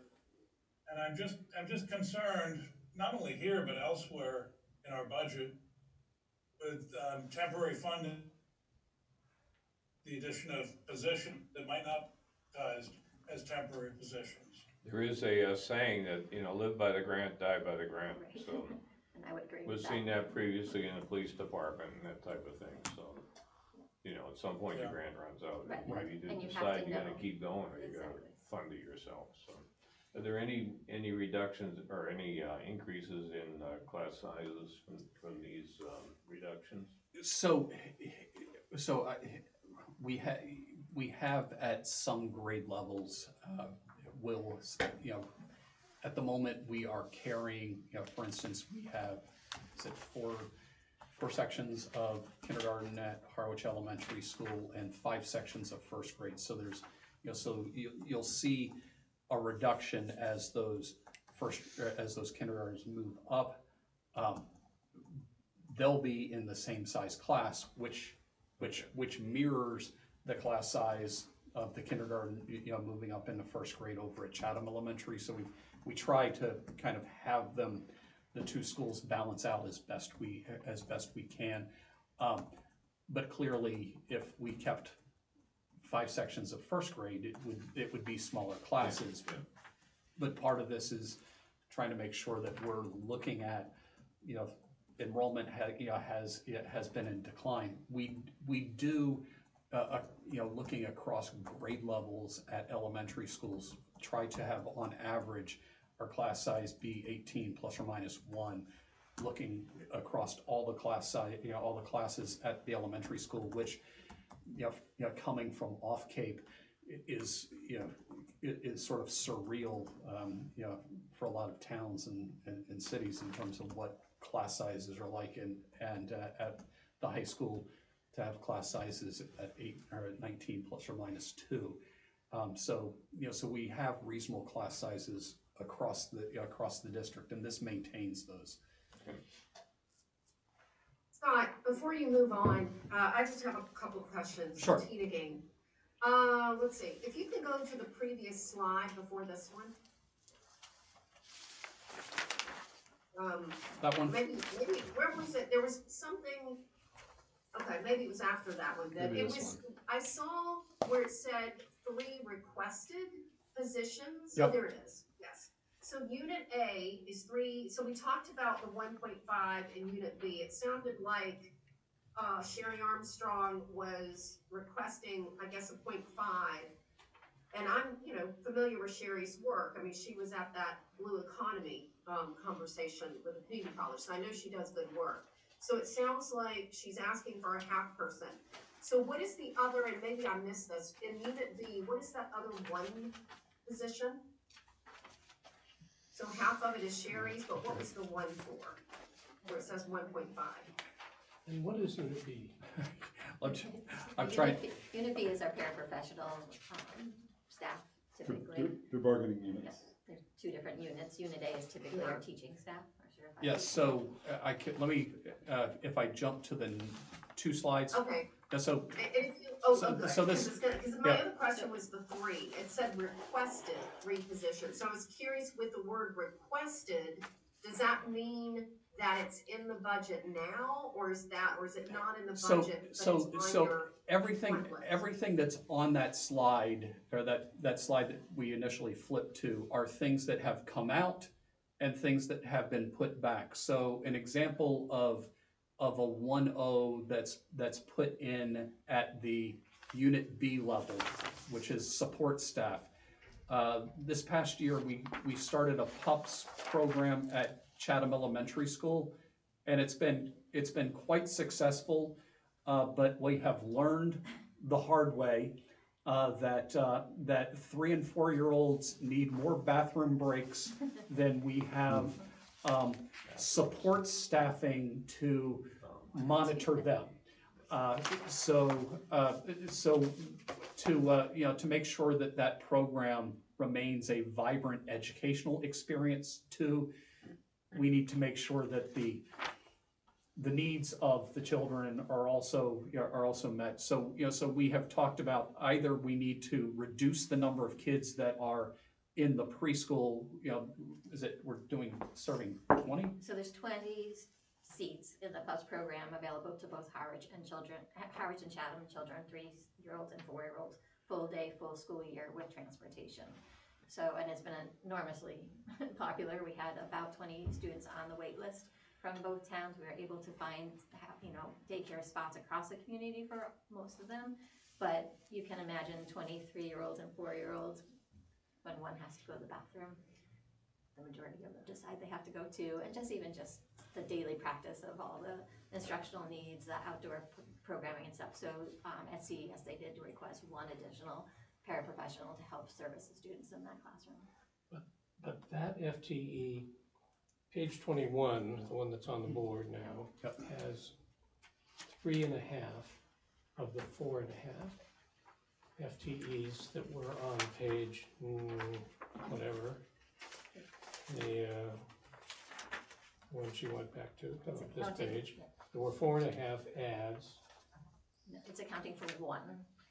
Right. 3.5 are in this schedule of enhancements, but one isn't. So there's, on this page, there's 4.5 FTEs on this slide that you're seeing now. I see 1, 2, 1/2, 3, I see, oh, the one at the top, the ups. Yeah, So That's some the of them fourth are one. unit Okay, A, so they're all included in the schedule? Right. except for that ICP, except for Yep, that grant yep. position. Yeah. And I yes. have one more question, Scott. Yeah. Oh, I'm sorry, No, go I ahead. don't wanna interrupt. No, go ahead, Tina. My other question is about the business program, because at one time, Monomoy had a business department, I can't remember when that was, I wanna say it was 2017. And I remember that was a big challenging budget year, and so that whole department was, dissolved, if I'm remembering correctly. So if I'm hearing correctly, you're saying that there's a need to bring back the business department. Right. Based on what you said, the CTE. So you're looking for a staff person, if I'm hearing this. So would Sherry Armstrong, would she be considered part of that business department? So I would actually say that yes, peripherally.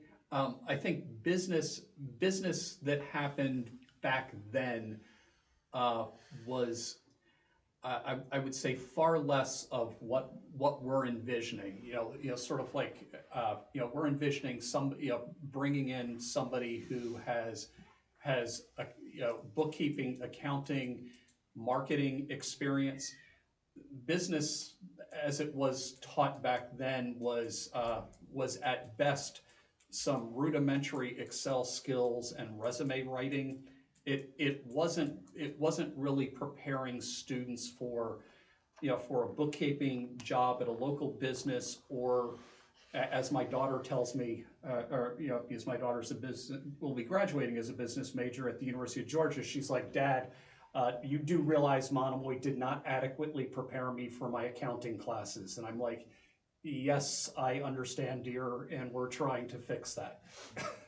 Okay, all right, I appreciate that, because I know, and if I'm remembering correctly, I think the math teachers are teaching accounting, personal finance, so I think that's what you're talking about, bringing somebody who's a specialist in all of that. Yeah, we have a number of different business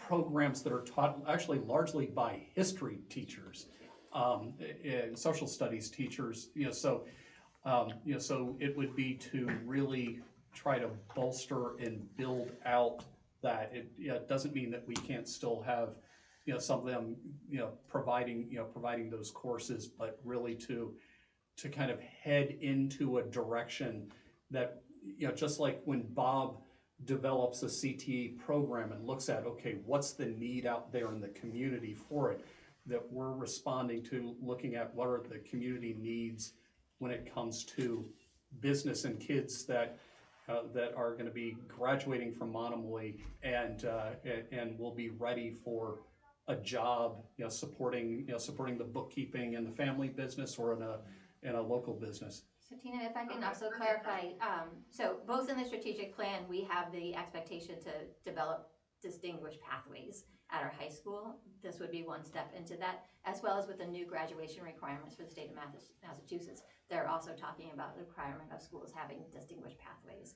So this pathway right now, the way it's designed, would be a 4-course pathway with 2 technical courses, which would also have certifications, like industry sector certifications that students would be awarded to, that they could use on resumes or on their, university applications and things like that. And then 2 advanced courses, which would be either AP classes and or dual enrollment courses. So if they were to take the full pathway, kids could come in and out and not graduate with the distinction of the pathway, but it is designed that if you did take a full pathway, you would then have a distinguishment on your graduation as well. So it's a lot more planned out and more strategic and specific to make sure students have a well-rounded opportunity, similar to the tech schools when they come out with the trade and with their the work that they do. So again, it's designed by the state of Massachusetts, the Innovation Career Pathway. There's 5 industry sectors. We met with a large group of community partners, including your human resources director here at Harwich. Tony was on our original panel. They chose to pursue business, but we could also be looking at other ones eventually along the way. Okay. Thank you for that. You're welcome. One other quick question, if you don't mind, with retirees, because Bob was talking about how his number is going up. Is your number going up also with everything? So the answer is yes, and probably more so for us than with Bob. I think one of the realities of being a district that's only 13 years old is that when you retire people, you're adding to your retirement pool, but we haven't been around long enough that people are coming off the rolls, if you know what I mean. Bob,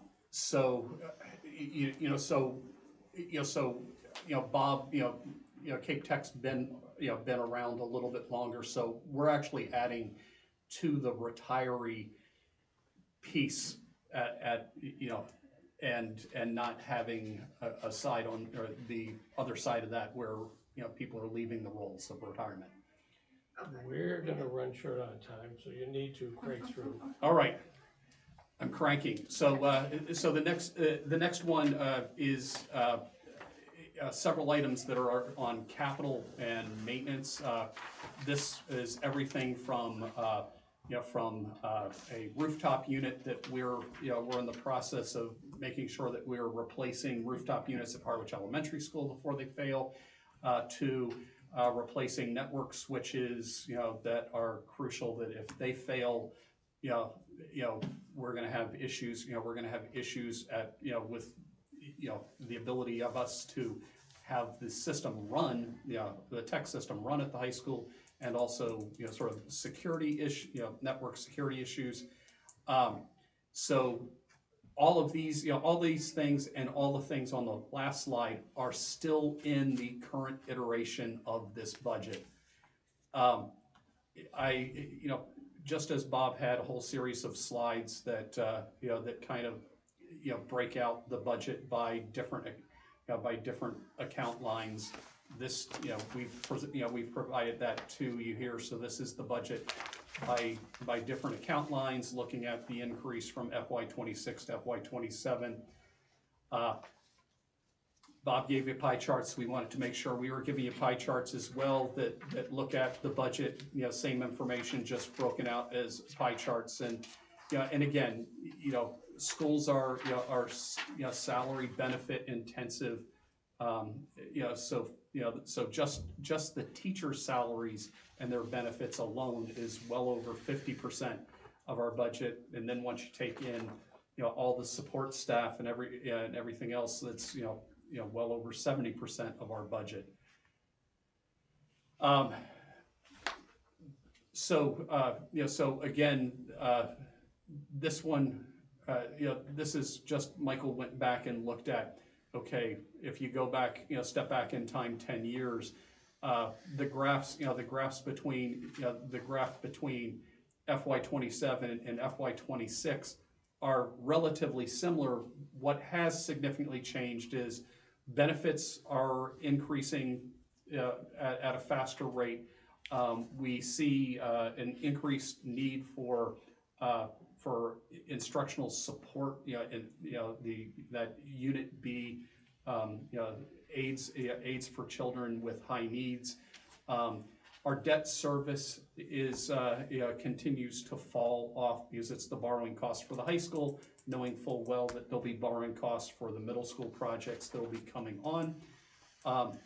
We've also seen our programs with other school district has fallen as school choice out has declined.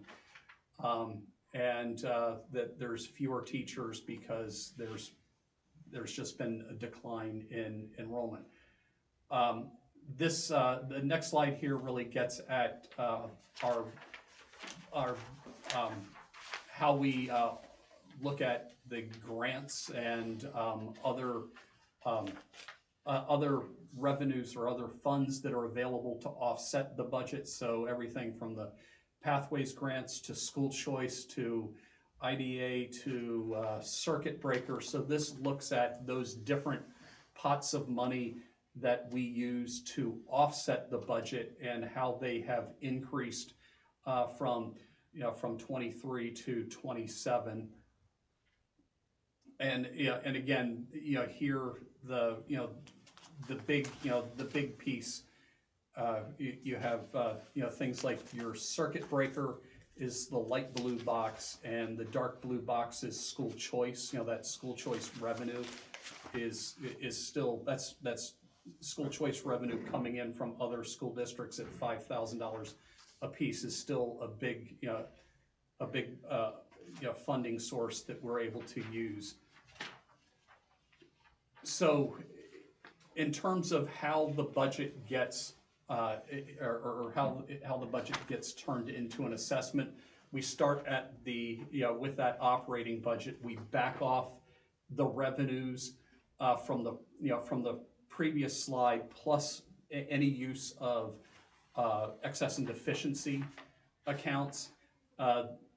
Then we take the minimum required contribution and take that is given to us by the state, and then we break up the remainder of our budget into a district budget, which is our middle school, high school, and central office costs.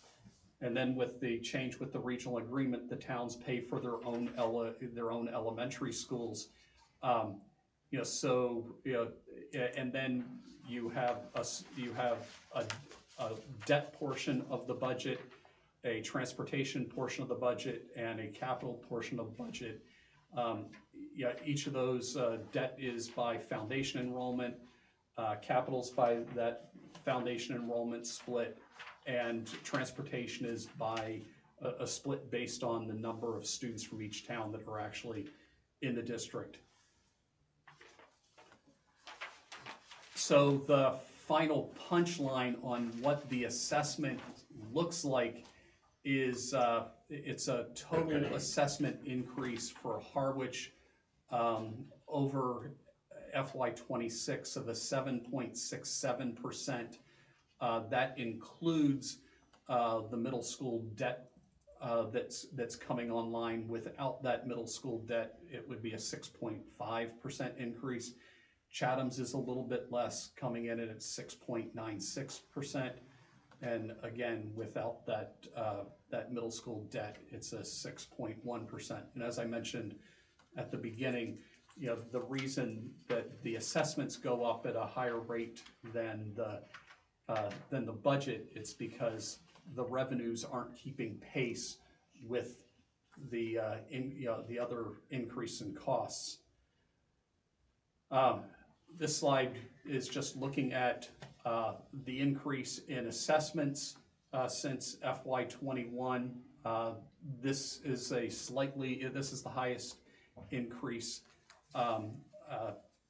so far, and slightly higher than last year's increase. It also looks at how that assessment's funded. So the big gray part is Harwich's portion of that assessment. Light blue is Chatham's portion of the assessment. The yellow box is the use of excess and deficiency. I'll note that at the moment we are dropping our use of excess and deficiency from $1 million to $800,000 in this budget. And then you have the state funding and other revenues is that dark blue box at the top of the columns. This one looks at those assessments and it's just trying to kind of look at, since we changed the regional agreement in 2023, what would it be, if we use the old assessment method versus the new assessment method. So if you look at the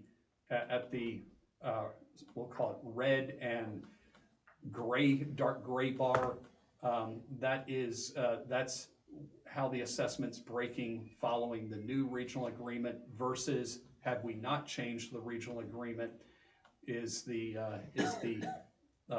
light blue orange bar. So, and when I was first advocating to have the towns pay for their own elementary schools, we were talking about a little over $300,000 that I was sort of saying, okay, it looks like we're Harwich is subsidizing Chatham Elementary School, but I was warning that, and not too far off in the future, this was going to creep up over $1 million. At the moment, this has crept up over $1.5 million. And again, that is what Harwich is saving from the prior way that we were running the assessment. This slide is looking at the gap between Harwich's number and the budget or the budget recommendation Tony presented January 12th.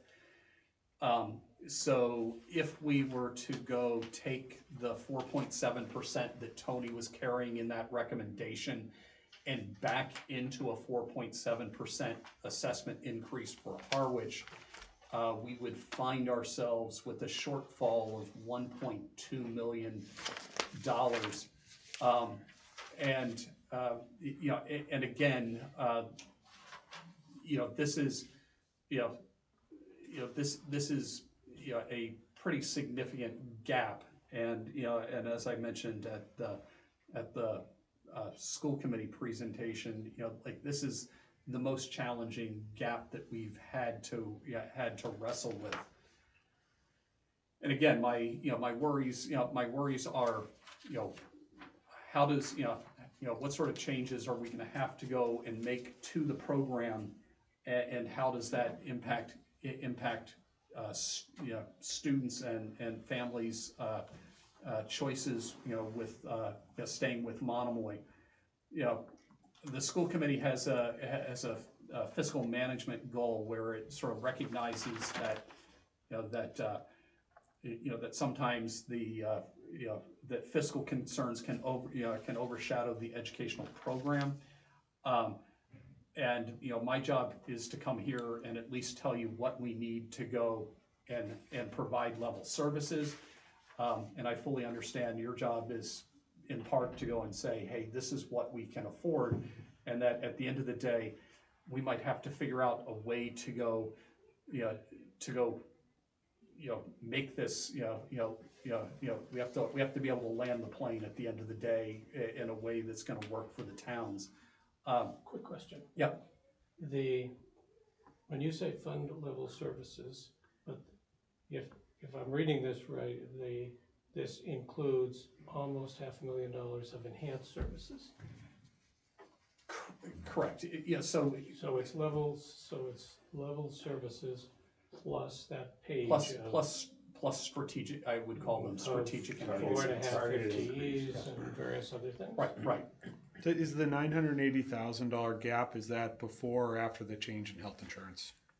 This is after the change in health insurance. Okay. So this was 1.55 million. Okay, so the gap right now is 980 on Harwich's end. Right. Yeah.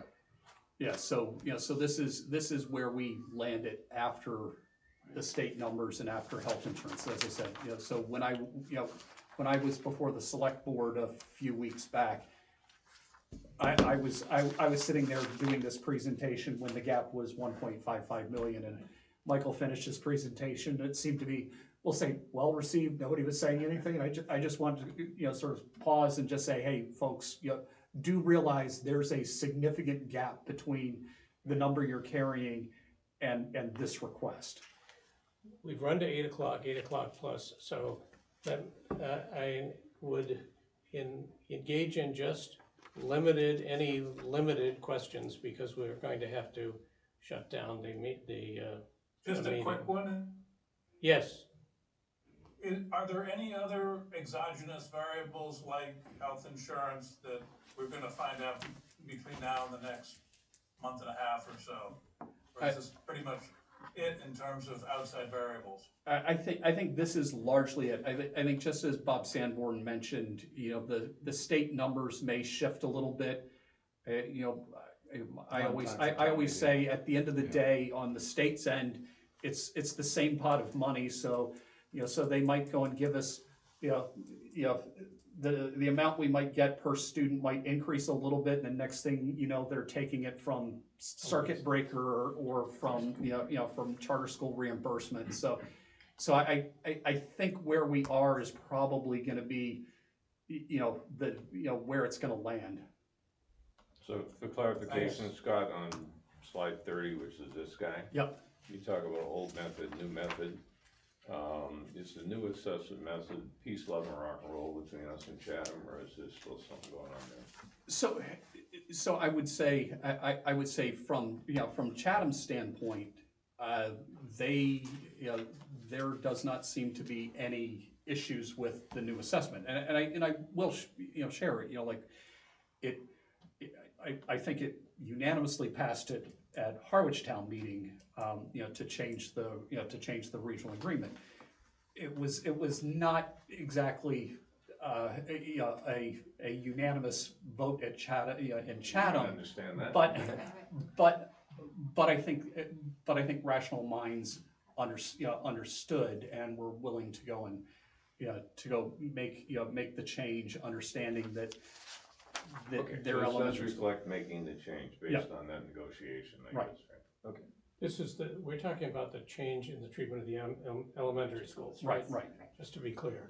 Yeah. Okay, not any other, because there's been conversation Yeah. about dealing with future change or Yeah. whatever, but this is about the change that was done 4 years ago, whatever. Anything else quickly? Yes, Dana's got a hand up. Yes, Yeah, Dana. I know Tina wants to ask something too, but, I just have two quick requests. I've, enjoyed your, slide decks from the very beginning, back in 2013. But, I would still like to look at the actual numbers. Can we get a copy of the budget, the detailed budget? Yep. In our usual format? Yep. And, can we also get the October 1st figures for like the last 5 years? Sure, we can get you both. Wonderful, I'm happy. Tina, did you have something? Tina? You're on mute. He's on mute. I just wanted to clarify, thank you so much. So, Scott, I appreciate, if I understood everything correctly, I appreciate that you, like Bob, like the tech school did, that you took that amount of the insurance difference, because it sounded like you all did that. So we appreciate that. The other quick clarifying question, based on Tony, and I'm calling it a placeholder, so based on Tony's placeholder in the Harwich budget, just want to clarify that hypothetically, if we worked in that number, you're saying that there's a shortfall of 1.2 million in your budget. Is that correct? Correct. And Okay. and just the last slide is what I shared at our school committee meeting, which is how I, working with Robin, would approach how do you close a $1.25 million gap and make sure that we're not losing families or impacting programs. So so we have talked about how would we restructure administration and central office. We do think that we might be able to look at some other enrollment driven things at the staff level, but I know that anything we touch in that green box or that green circle starts to impact class sizes and starts to impact some options, just, but again, I think we could be very conscious about it. To get to what you had asked, all those things on the wish list, we could, go back to those wish lists and say, okay, what aren't we gonna fund? And some things on the wish list were risers at Harwich Elementary School that have been on the budget for the last couple of years and keep getting cut just to go, there are a number of things there that the need doesn't go away and the ask doesn't go away. We would probably look at some of the capital projects and say, okay, what are the capital projects are safety related and would impact, if we don't do it in terms of technology, for our IT infrastructure. But, there's some of those that we could say, okay, we'll do in a different fiscal year.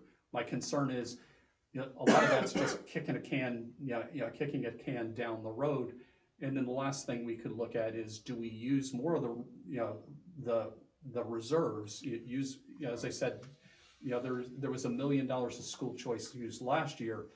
Do we tap into that, $1 million in excess and deficiency? Do we tap in and use $1 million in this year, knowing full well that we can't always go back and ask for $1 million? So I am concerned that anything in the column, to the right on this potentially creates a fiscal cliff out there in the future, and that's just my a worry that I have on. And you meet with the selectmen next week, is that? I don't know when we're back next with the Harwich Select Board. Not this week, not this coming week. Yeah, Okay. but we'll go to their board. We went to the Chatham Finance Committee. Is it Thursday before? So last Thursday we were at the Chatham Finance Committee, and we haven't been to the Chatham Select Board yet. But I just want to really quick. I'm sorry, but our gap in Harwich is only the 980. Your Correct. Gap is 1.2, Right, because of right. Chatham. But Yeah. what you're looking Yeah. for from us would be 980. And I'm assuming if there was a way to find in the middle, you've contemplated that as well. Right. So if you're in either of our shoes, we have to go and prepare for the worst. Yeah. And at my end, I just want to hopefully land this so that we keep families and kids and money here with us. But I also know that we've got to be good partners in this, and And what keeps striking people, I think, outsiders is, and I forget if it was in this package or not, is there was a future trend bar chart of population of students, Oh, yeah. and it was continuing to go Yeah, down it's significantly, in this, not yeah. marginally, but significantly over the next 5 years that we're in Yeah. the bar chart. Right, that's in And this. so people are stuck going, wait a minute, we're continuing to significantly reduce our student population while we are getting higher and higher increases in the cost. Right. And trying to deal with that Right. personally as. Right. And I think that's one of those challenges in this budget is, it's a reduced staff budget that still sees cost increases. Yeah. I think if Jay has it right, it's gonna be somewhere in the middle, we're gonna be here. I think I would recommend you come prepared to the selectmen's meeting to talk about how do you get halfway. I mean, realistically, you gotta start somewhere. Yeah. Right? So I think we need to end this meeting. Oh, Thank you very much. Do we have time? Dana had one more question, and I think Mark Peterson, can we squeeze those two in? Sorry. Depends on the question, Dana. I already got mine in, I'm done, I'm good. Okay. Okay. Mark Peterson, your hand was up too. Well, Tina, I'll go to you after the meeting. Okay. Thank you very much for being Oh, here. thank you. We Appreciate really it. appreciate again, it. welcome aboard. Yes, thank you very much. Thank you. Thank And you, Scott and Robin. Thank you, Tina. Thank you. I don't think we have time for any other discussion, seeing as we're already over time. I'll entertain a motion to adjourn. I move to adjourn. Second. Okay, we are adjourned. Thank you very much. Right, we on a time slot, by the way. Bye, CG. The official time for the meeting is Good 6 night. to 8. Oh, you posted it that way? It's posted